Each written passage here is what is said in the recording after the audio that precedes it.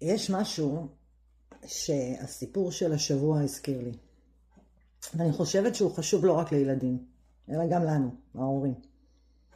כשאנחנו חושבים על זיכרונות ילדות, אנחנו נוטים לחשוב על הדברים הגדולים, נכון?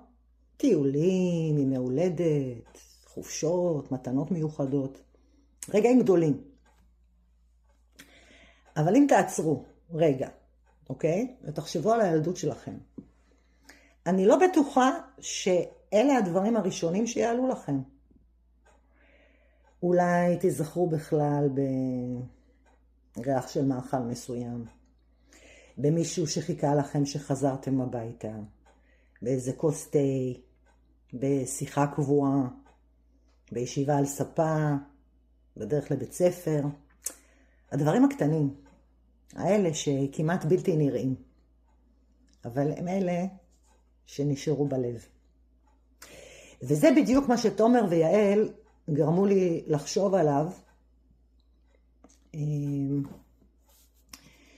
כי לכאורה זה סיפור על סבתא שעוברת לגור קרוב לנכדים שלה.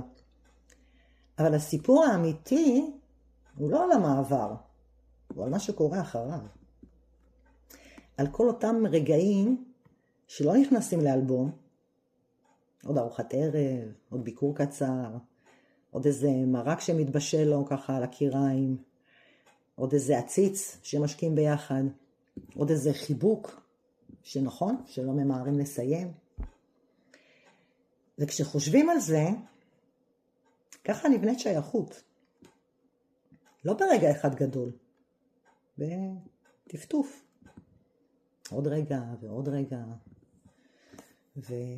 ועוד פעם אחת של להיות ביחד.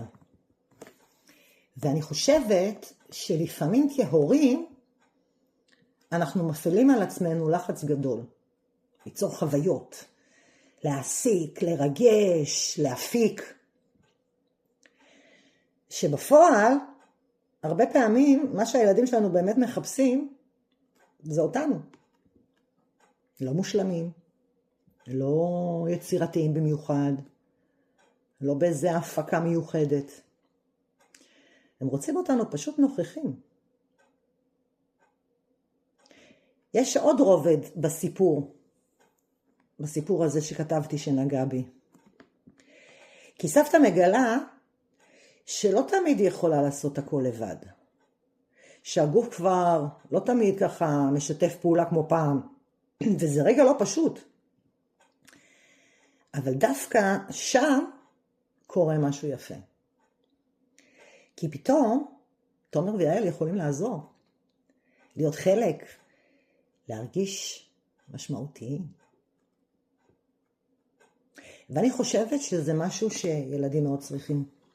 כן, לא רק שיטפלו בהם, ולא רק שיתנו להם, כן, שירגישו שהם חשובים, שירגישו שהם תורמים, שהם חלק אמיתי מהמשפחה. כי ילד שמחזיק קופסה, משקיע עציץ, לא יודעת מה, מערבב מרק, עוזר לסבתא, הוא לא רק עוזר, הוא בונה לעצמו תחושת שייכות.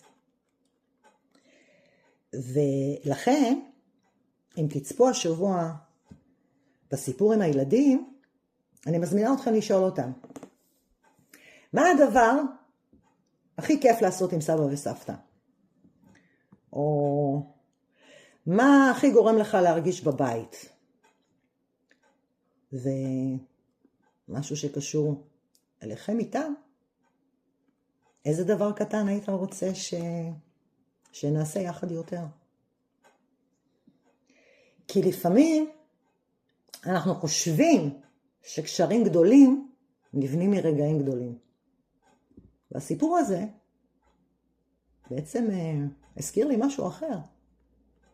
קשרים גדולים נבנים מהמון המון רגעים קטנים.